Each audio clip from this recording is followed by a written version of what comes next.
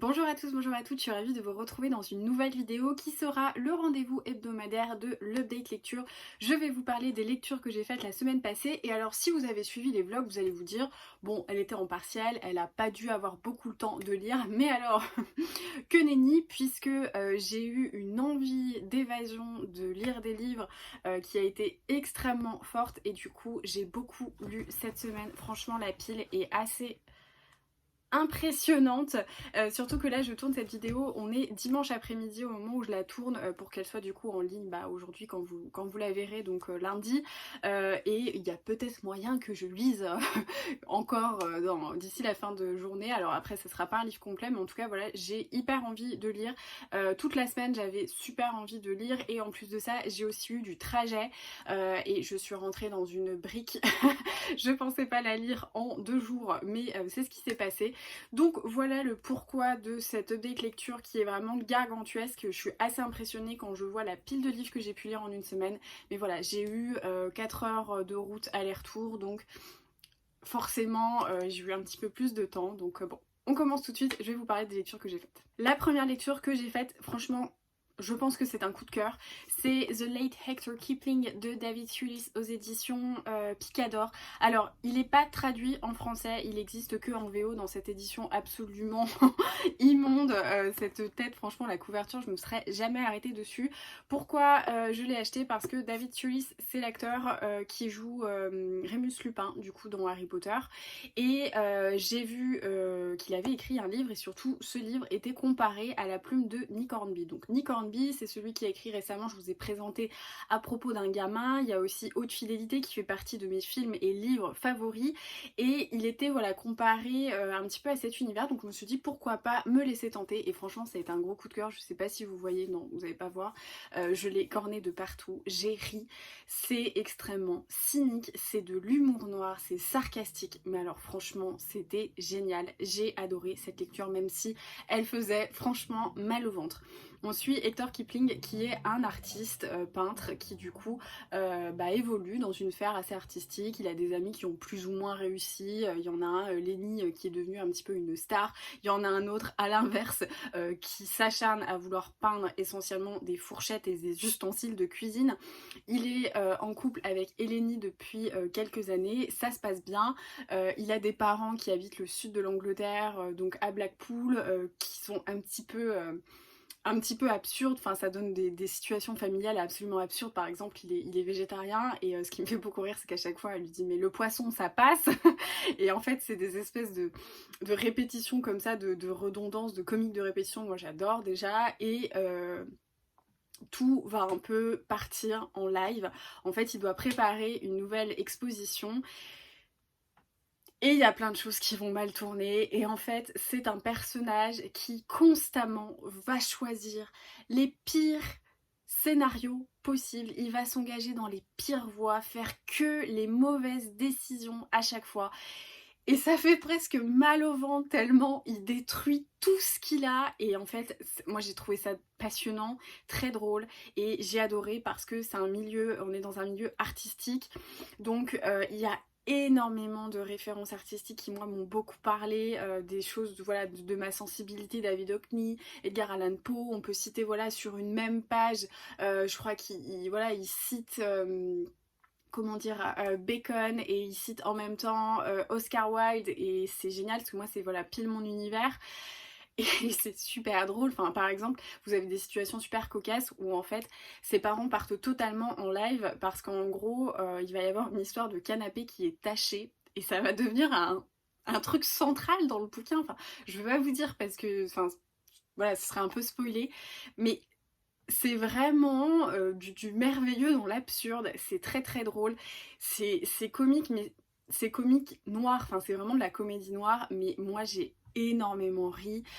Hector en fait il a assez de choses qui permettent de pas totalement haïr ce mec parce qu'en fait ça serait possible vu qu'il fout tout en l'air, qu'il prend que les mauvaises décisions, on sent qu'il est dans un état d'implosion personnelle, on pourrait le détester et dire en fait je m'en fous de ce qui peut lui arriver, mais il y a quand même 2-3 petits trucs, il y a l'humour, il y a tout ça qui font que on a quand même envie de savoir ce qui va se passer. Et la fin franchement j'ai pas du tout été déçue, c'était vraiment super super drôle et c'était très satirique du milieu artistique, de l'envie, de la jalousie, des amis. Je sais que ça c'est quelque chose où on en discute des fois avec Julien Rampin. Il disait il y a des gens au début qui vont bien t'aimer, puis au bout d'un moment, peut-être que tu deviens trop intéressant pour eux et c'est la jalousie qui prend le dessus. Et du coup, je comprends un petit peu ce qui pointe du doigt. Et dans ce livre, on a ça dans ces sphères un peu comme ça, fermées. C'était vraiment passionnant. Et puis en fait, on parle de tout. On parle des relations amoureuses, des relations amicales, de la relation avec l'art et la créativité. Donc ça, vous savez, c'est des choses qui me touchent beaucoup et que j'aime beaucoup retrouver dans les livres. Mais franchement, j'ai tellement ri, mais vraiment à la fin, j'avais mal au ventre. Je me disais, mais c'est pas possible quoi, il fout tout en l'air. Mais c'était passionnant. Franchement, j'ai vraiment adoré cette lecture. Je l'ai trouvée, mais assez âpre, assez amère, parce qu'elle gratte vraiment dans les tréfonds de l'humain. Et c'est à la fois très chouette et à la fois très bouleversant. On sent que Hector, il y a quelque chose qui va pas. Il suit un. Enfin voilà, il est en thérapie. Mais en fait, on sent que c'est pas le bon cheminement, en fait. Juste la parole, il lui faut autre chose. Enfin, voilà, je sais pas trop comment vous en parler autrement que pour vous dire c'est une comédie noire, sarcastique, ironique, qui fait un peu mal, mais qui est franchement très drôle, bourrée de belles références et de belles analyses de l'humain, poussée quand même à son paroxysme, mais moi j'ai adoré. Ensuite, on a fait une lecture commune pour le prix des lectrices Hauteville avec ma copine Léa du compte Instagram Léa Book Addict et Christelle du compte Les Miscellaneous de Cookies. Et on s'est lu ensemble Ils sont chez nous de Lisa Jewell, donc aux éditions Hauteville. C'est un thriller et franchement, j'étais plutôt attirée dès le début par la quatrième de couverture. Je les ai pas toutes lues parce qu'il y avait quand même beaucoup de bouquins et en plus de ça, moi j'aime pas trop lire les quatrièmes de couverture, mais souvent j'essaye de regarder si mes yeux s'arrêtent comme ça sur un mot ou un autre. Et là, j'avais vu l'équation parfaite pour moi, une grande maison qui avait beaucoup d'éclat et de richesse qui est vraiment tombée en décrépitude, un suicide collectif, un bébé qui est resté vivant dans cette maison et une lettre un petit peu anonyme avec des enfants disparus. Je me suis dit, ça a l'air génial quand même. Et donc j'ai quand même beaucoup aimé cette lecture, même s'il y a des trucs où je suis un petit peu restée sur ma faim. En fait, je suis assez mitigée.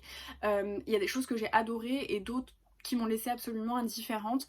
On suit Libby qui a 25 ans, qui a été adoptée et un jour, eh bien, le notaire l'appelle puisque à 25 ans, elle pouvait hériter de la maison de ses parents, du coup, génétiques. Enfin, elle était dans la succession voilà, de ses parents. Et en du coup héritant de cette maison, eh bien elle hérite de tout son passé et c'est dans cette maison que dans les années 80 il y a eu un suicide collectif qui a été apparenté à une secte et un bébé avait été retrouvé seul survivant de la maisonnée puisque les enfants de l'époque avaient disparu et ce bébé c'est Libby qui à l'époque a été appelée Serenity et donc elle va essayer de trouver un petit peu le mystère, hein. Forcément on hérite de ça, on hérite du mystère qu'il y a en plus de la maison. Elle va essayer d'enquêter, elle va trouver d'ailleurs un journaliste qui s'est passionné par cette affaire à l'époque et ils vont essayer du coup de retrouver ce qui a pu se passer, où sont passés George et Lucie, les deux enfants qui ont disparu à l'époque. Voilà, et on va rentrer là-dedans. Et on a une alternance entre Libby, donc qui hérite de la maison, George, un garçon dans la maison qui raconte l'histoire à l'époque dans les années 80, ce qui s'est passé, et Lucie, qui est une jeune femme qui vit à la rue avec ses deux enfants et qui un beau jour reçoit un SMS avec marqué le bébé a aujourd'hui 25 ans et elle va tout faire pour quitter Nice et rejoindre du coup l'Angleterre et la maison du coup autour de ça.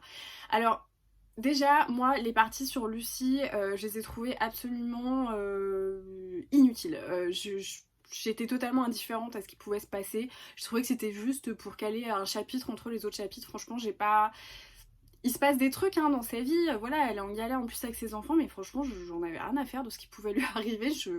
Moi c'était les chapitres que j'ai le moins aimés et ceux que j'ai préférés c'est les chapitres de George qui nous raconte ce qui s'est passé dans les années 80 puisque dans sa grande demeure avec sa mère et son père, un beau jour une chanteuse Birdie est venue dans la maison pour tourner un clip parce que ses parents avaient visiblement besoin d'argent, sauf qu'elle n'est jamais repartie. Elle s'est ensuite installée avec son copain et ensuite un autre couple est venu s'installer dans la maison et c'est là qu'on frôle la secte et qu'on voit à quel point l'humain se dégrade, s'effrite comme ça dans les méandres de l'endocrinement.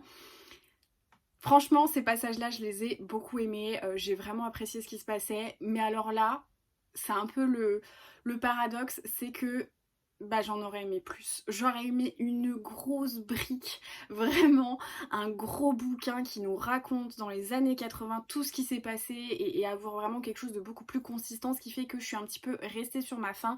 Et c'est surtout qu'en parlant de fin, la fin, elle m'a laissé un peu dubitative. J'ai pas forcément aimé la manière dont ça s'est terminé et vraiment me reste ce sentiment d'inachevé d'un livre qui aurait pu être plus approfondi, plus abouti, plus long. Et alors là, je pense qu'on aurait été presque sur un coup de cœur parce que l'histoire de cette maison, elle est absolument fascinante. Donc voilà, j'ai beaucoup aimé quand même ce thriller. Avec les filles, on a adoré.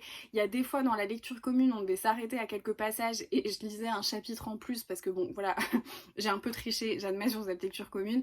Vu que c'était le soir après mes partiels, j'avais envie de me détendre et du coup lire juste 100 pages, j'étais hyper frustrée. Et des fois, on arrivait à des chapitres, j'étais là, mais les filles, lisez ce chapitre, vous n'aurez pas du tout envie de vous arrêter. Donc voilà, j'ai quand même été tenue en haleine, mais je regrette sa longueur qui pour moi a été insuffisante et le fait qu'on n'ait pas assez développé cette partie. Ça aurait été vraiment une grosse brique, je pense que ça aurait été un gros coup de cœur, mais voilà, c'était quand même plutôt chouette. Alors là, c'est le truc le plus improbable de tout cet update lecture, puisque j'ai lu en 48 heures le premier tome d'Outlander qui fait quand même 870 pages. Alors, cette lecture, je pense qu'elle va me faire parler parce qu'il y a des choses que j'ai adorées et il y a des choses que j'ai détestées. Et je pense que là, toutes celles qui m'avaient envoyé des messages en me disant « Tu vois ton avis sur Virgin River ? Fais gaffe avec Outlander !» Et ben je peux comprendre, mais je vais essayer quand même de structurer mon propos. Et la première chose que je dirais, c'est que c'est quand même un bouquin extrêmement envoûtant. Il faut quand même une sacrée magie, un sacré talent pour emporter le lecteur comme ça sur 870 pages et ne plus pouvoir lâcher ce livre parce que c'est ce qui m'est arrivé. Je ne pouvais plus lâcher ce bouquin. Alors j'ai dû aller à l'école d'avocat pour vraiment des conneries en plus de ça. Hein. Ça c'était pour nous faire venir. Mais du coup, je me suis dit, bon, allez, je commence ma lecture tranquille. J'étais au fond, j'étais cachée. J'ai lu, genre, un tiers du roman dans la matinée, tellement j'étais à fond dans ma lecture. Ensuite, j'ai pas pu le lâcher le soir. Le lendemain, c'est pareil, on est rentré en voiture. À la base, je devais conduire, j'ai négocié avec mon chéri pour ne pas le faire. Et je suis rentrée, je l'ai commencé le mercredi à 8h, enfin à 9h. Je l'ai terminé le jeudi à 17h. Voilà, j'étais à fond dans cette histoire. Pour vous donner une petite info scénario, je sais pas si ça sert à quelque chose quand même de présenter Outlander, on suit Claire dans les années 1945 qui était infirmière de guerre, elle retrouve enfin son mari Frank et ils sont en Écosse et un beau jour, eh bien, elle s'approche de roches un peu mystérieuses où des femmes avaient fait des espèces d'incantations, des rites un peu magiques et en touchant la pierre, l'obélisque, eh bien, elle est envoyée dans un autre siècle à l'époque des guerres des clans. On est du coup en 1743. L'an de grâce, voilà, et du coup elle est dans la lutte contre Highlander et les Anglais et elle se retrouve parachutée dans cet univers où alors là, on va avoir toute une série d'aventures rocambolesques assez incroyables et je pense que je vais m'arrêter plus ou moins là et vous donner un peu plus mon ressenti. La première chose que je dirais, voilà, c'est une écriture, c'est une plume qui fait qu'on est emporté immédiatement. Alors, effectivement, en ce moment, je raffole de l'Écosse, je raffole de l'histoire des clans, je raffole de l'histoire de la révolte jacobite, de tout ça, donc j'étais hyper appelée parce que il y a quand même un pouvoir immersif qui est assez impressionnant là-dedans parce qu'on a quand même le détail des vêtements, on a le détail un peu voilà, de tout ça, de ces guerres, on a les blessures, donc on est tout de suite un petit peu dans cet univers. La seule chose que je dirais par rapport à ça, c'est que moi, il m'a quand même manqué un petit peu une période d'adaptation par rapport à Claire. J'ai trouvé que c'est extrêmement facile pour le lecteur du coup de rentrer dans cette histoire en Écosse, mais c'est trop facile pour le personnage de Claire de s'adapter aussi facilement parce qu'entre 1945 et 1743, il y avait quand même des différences substantielles. Et moi, il m'a manqué un petit peu cette espèce de... Vous savez, on parle du deuil où on a quand même plusieurs étapes, on a la colère, la négociation, etc. Bah, je pense que quand on change de période historique comme ça et qu'on est projeté 200 ans auparavant, il doit quand même y avoir une part de négociation avant de se résigner à vivre sa petite vie en Écosse et d'avoir laissé son mari en 1945 quoi. Et là j'ai trouvé que c'était trop facile. C'est pareil, il y a quand même des choses qui doivent fondamentalement changer, rien que les odeurs. Les odeurs déjà ne sont pas les mêmes d'un pays à un autre. Alors là, certes, on est dans le même pays, mais on est dans le même pays avec 200 années d'écart. Donc j'imagine que les odeurs de 1945 n'étaient pas les odeurs de 1743. Pareil pour le bruit. Enfin, je veux dire, ça va sans dire, c'est clair, mais j'aurais bien aimé qu'il y ait plus comme ça de confrontation de cette différence historique, que Claire, elle remarque ces choses-là. Voilà, il y a moins de bruit, il y a moins de lumière, c'est différent, les intonations, les styles voilà, de phraser sont différents. Tout ça, on me l'a pas, ça m'a un petit peu manqué, et j'ai trouvé qu'elle avait l'air de s'intégrer hyper facilement, alors que c'est pareil, niveau hygiène en 45, c'était pas l'hygiène en 1743 quoi. Et donc il y avait tous ces petits détails où je me disais, voilà, elle m'agace un peu. Et dans l'histoire de Claire, et bien pour la faire courte, elle va être un peu la cible d'un Anglais, et pour échapper au sort un peu terrible qu'il lui réserve, elle doit épouser Jamie, donc un Écossais qu'elle va soigner en fait en arrivant. Et alors, je vous le spoile pas vraiment parce que c'est très au début du livre hein, par rapport à la brique que c'est. Et donc, c'est un petit peu toute cette histoire contre ce capitaine anglais. Et Jamie, il a une histoire aussi personnelle avec ce capitaine. Et là, c'est un peu pareil, on sent que l'auteur avait quand même très envie que Claire et Jamie soient ensemble parce que bah, Claire, franchement, son petit mari... elle l'oublie un petit peu quoi, alors c'est peut-être moi qui suis trop fidèle, j'en sais rien, mais du coup j'étais là, mais bon sang de bonsoir, pense un peu à ton mari quand même, enfin je sais pas, essaye d'y retourner, et pas du tout, donc vraiment pas du tout, j'ai l'impression que si on le cite 3 fois dans le bouquin, c'est tout, donc ça c'est pareil, ça m'a un petit peu agacée. Effectivement, Diana Gabaldon, elle aime bien les scènes de fesses, ça, c'est clair qu'il y en avait beaucoup. Je pense qu'il y en avait une dizaine dans ce roman, et honnêtement... ouais, j'ai un peu beaucoup levé les yeux au ciel. Et j'en viens à un point hyper important de ce roman qui m'a gênée. C'est qu'il y a un gros problème pour moi de consentement dans ce livre. Parce que, alors, ok, on est en 1743, on est en Écosse, même en 45, la vision de la femme et de la soumission par rapport au mari et aux hommes en général, c'est pas la même qu'on a aujourd'hui. Ça, j'en suis bien consciente.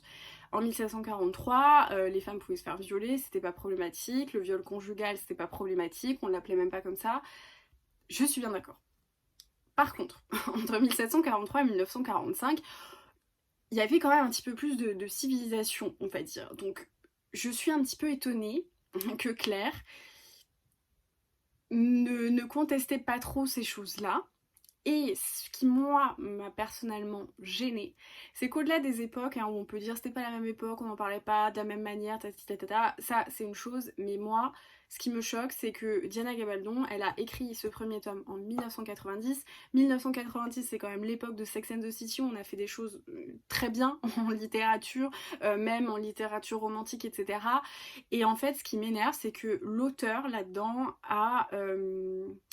je sais pas comment dire, mais par exemple, des fois, il y avait des baisers, il y avait des attouchements qui étaient forcés, il y avait des situations qui étaient un peu abusives, et le personnage de Claire en était excité. Et ça, c'est un truc qui m'a choquée, parce que qu'on mette du viol, qu'on mette des abus en 1743, oui, c'était monnaie courante pour une femme, j'ai envie de dire, ça aurait été même anachronique de pas le faire. Mais par contre, que le personnage principal qui vient de 45 et qui est écrit en 1990 par une femme trouve du plaisir et de l'excitation à être violée, là, j'ai eu un peu plus de mal, et il y a certaines scènes qui m'ont franchement déplu par rapport à ça. je trouve que on ne peut pas, et même en 90, parce que je suis désolée, je prends l'exemple de Sex and the City, si vous avez vu Sex and the City, il y a quand même un respect de la femme, il y a quand même un truc qui est profondément et avant-garde et féministe, donc en 90 on pouvait quand même réfléchir, et moi j'ai l'impression que vraiment il y a une espèce de fantasme du sexe violent, parce qu'il y a vraiment quand même des scènes qui sont ardos, et ça m'a gênée. Ça m'a gênée parce que je pense qu'on peut pas banaliser une agression quelle qu'elle soit. Enfin, je donne un exemple hyper anecdotique. À un moment donné, elle se fait choper contre un mur par un mec qui lui colle sa langue dans la bouche alors qu'elle a pas voulu sa langue dans sa bouche. Et là, la seule chose qu'elle dit, c'est « je sentais son membre hyper dur contre ma cuisse ». Et elle le dit pas en mode je suis choquée, quoi. C'est limite, on sent, s'il avait été un peu plus beau gosse, ça passait, quoi. Et il y a plein de scènes comme ça, même les scènes avec l'intimité, dans l'intimité avec Jamie, où des fois voilà. C'est des trucs où, bon, c'est pareil, à un moment donné, elle va devoir être corrigée par son mari, parce qu'à l'époque c'était la loi, parce qu'à l'époque il y avait une soumission, parce qu'à l'époque ça se passait comme ça, donc ça, c'est une chose, mais la manière dont c'est tourné, raconté, ça devient limite une scène érotique, et ça me dérange, et ça me dérange parce que c'est quand même l'auteur en 90 qui choisit que son personnage principal soit excité par des situations de violence, d'abus, et que ça en devient un jeu, un fantasme un peu de violence sexuelle. Ça m'a un peu... voilà. Ça m'a un petit peu gênée. Donc là, c'est tous les éléments que je vous donne qui vraiment m'ont fait un peu buter. Par contre, la période historique est dingue, les histoires, les aventures, le déroulé des événements est dingue, et encore une fois, il faut quand même un sacré pouvoir magique pour emmener son lecteur comme ça sur 900 pages en 48 heures. Et ça, je pense que voilà, alors apparemment, de ce qu'on a pu me dire, le deuxième tome est un petit peu moins comme ça, il y a quand même pas mal de scènes de sexe, mais ça se calme quand même un petit peu. Mais c'est vrai que là, sur ce premier tome, j'étais là, ouais. À la fin, bon, je faisais comme Steph, comme elle m'a dit, moi je les lis pas, donc j'ai arrêté de les lire, parce qu'il y en avait qui me mettaient un petit peu mal à l'aise. Mais à l'inverse de Virgin River, il y a tellement de qualité historique, de qualité d'intrigue, que bah ça l'a quand même fait avec moi. Donc voilà, j'ai conscience quand même de tous ces défauts, mais je les ai dévorés, quoi. C'est un peu comme les Chroniques de Sainte-Marie, le truc il est bancal, il est brouillon, des fois on comprend rien, des fois il y a des trucs c'est totalement what the fuck, mais j'adore, et là effectivement j'ai adoré malgré tout ça. Donc j'espère que ça va se calmer, ces scènes un petit peu de coups de rein partout, parce que là pour le coup, bon, là c'est pareil, hein, je vous fais pas le descriptif, mais il y en avait quand même pas mal, mais tout le reste a fait qu'au niveau de la balance, bah voilà, je l'ai lu en 48 heures. Ensuite, j'ai réussi de justesse à continuer mon challenge personnel de lire un Harry Potter par mois. Donc depuis 2020, je me les refais tous, hein, comme je vous le dis. Je les refais régulièrement. Il y a 2 ans, je les avais refaits en anglais. Et donc là, je les reprends en français. Et j'ai donc lu Harry Potter et la Chambre des Secrets. Je suis toujours étonnée, en fait, les premiers Harry Potter, ils sont mais tellement jeunesse. C'est vrai qu'on a tendance à l'oublier. Et le premier, le premier et le deuxième, je trouve. Le 3, j'ai moins souvenir, mais c'est vrai que le 1 et le 2, je les trouve quand même très jeunesse. Mais c'est toujours un plaisir, en plus de ça, nous on a refait les films il n'y a pas très longtemps, je pense que c'était sur la fin d'année, peut-être en décembre. Je sais plus si en janvier on les faisait encore, je crois pas. Je pense qu'en décembre ils avaient fini. On s'est refait toute la saga en fait tous les samedis. On se faisait un film avec mon chéri. Et du coup c'est hyper chouette de voir les différences qu'il peut y avoir entre les romans et les films. Sachant qu'en plus de ça dans le 2 il y a des petites infos comme ça que moi j'avais oublié en fait là-dessus. Donc j'étais trop contente de lire. Je l'ai dévoré comme d'habitude. Hein. C'est Harry Potter. Voilà, moi je suis hyper bien dans Poudlard. Donc là j'ai juste trop hâte de lire le 3. Je pense que je vais le lire début mars parce que ça m'a vraiment donné envie, surtout qu'après bah, tous les tomes montent en intensité, donc là j'ai trop hâte. Je vais pas vous faire le scénario d'Harry Potter quand même, enfin je vais pas vous faire un résumé, en plus c'est un tome 2, mais bon Voilà, c'était l'info de l'update. Enfin, juste avant de filmer cette update lecture, j'ai terminé la lecture de Sous le charme de Lillian Dawes de Catherine Mosby aux éditions Folio. Je sais pas si vous vous souvenez, j'avais trouvé ce petit roman à Emmaüs. J'en avais jamais entendu parler, mais il était à 50 centimes et quand j'avais lu le résumé, j'avais vu roman d'apprentissage dans le New York des années 50 et je m'étais dit banco, je te prends. Et effectivement, j'ai énormément apprécié cette lecture. Je sais pas si vous allez voir, mais alors il est extrêmement marqué puisqu'il y avait des dizaines et des dizaines de paragraphes, de phrases que j'ai envie de garder et de conserver, de ressortir comme ça dans les soirées mondaines si un jour je sors de chez moi, parce que vraiment j'ai beaucoup apprécié ce roman, non pas dans les qualités du scénario mais dans la qualité de l'écriture et des sentiments, parce que quand on lit on a l'impression que va y avoir un truc hyper poignant, hyper dans l'action autour de Lillian Dawes, mais en fait pas tant que ça. On suit Gabriel qui est un jeune garçon de 17 ans qui s'est fait virer de son pensionnat de garçon pour avoir fumé le cigare, et il va du coup habiter chez son frère Spencer, donc leur père est décédé, il va habiter chez son frère Spencer qui est un personnage en couleur. Franchement moi je suis tombée folle amoureuse de Spencer. C'est un mec qui est un peu à part, qui est dans ses bouquins, qui parle presque qu'avec des citations, qui est assez mystérieux, qui d'autre part écrit un roman qui est très cultivé mais qui a une espèce d'intellect un peu bizarre. Enfin moi j'aime bien ce genre de personnage, et on va les découvrir donc dans une société new-yorkaise assez aisée, avec voilà les soirées, les organisations, les amis qu'on voit et tout ça. Et Gabriel va découvrir un jour Liliane et va tomber un peu fou amoureux de cette femme absolument hypnotique qui a l'air d'avoir de multiples identités différentes. On comprend pas trop qui elle est, il la soupçonne un peu d'être une espionne et tout ça. Et en fait c'est presque un peu tout parce qu'il n'y a pas énormément d'action. C'est plus des réflexions, des chassés-croisés, des discussions, des monologues du personnage. Mais j'ai vraiment adoré parce qu'il y a plein de points qui sont abordés, l'amitié, la fraternité, la jalousie aussi qu'on peut avoir, la quête de quelque chose qui est presque insaisissable. Et on parle de beaucoup de sujets, on parle d'art de création, on parle de communisme, on parle de plein de trucs. De toutes ces sociétés un peu hypocrites. Moi j'ai vraiment adoré. Il y a des passages qui m'ont bluffé parce que c'est quand même un jeune garçon qui tombe amoureux d'une femme un peu inaccessible, et il y a des phrases qui sont magnifiques, voilà, je pense que il faut pas s'attendre à un roman où il se passe beaucoup de choses, ça c'est clair. Moi j'aime bien les romans assez contemplatifs, on va plus chercher dans le sentiment que dans l'action, et dans la description de ce qu'on voit plutôt que vraiment dans l'action, dans beaucoup d'événements, d'intrigues.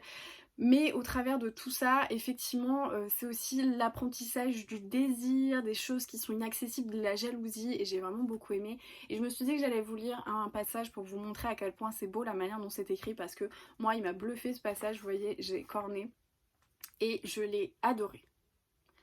Et ainsi qu'elle avait tenté d'inhaler des livres à Paris, je ne pouvais m'empêcher de vouloir tout absorber d'elle, réfracter à travers ses anecdotes et ses souvenirs, jusqu'à avoir distillé l'essence de Lillian Dawes, comme si elle ne pouvait être révélée qu'à travers une étude complète de son passé, comme si son âme était retenue captive de ces longues journées auxquelles je n'avais pas accès.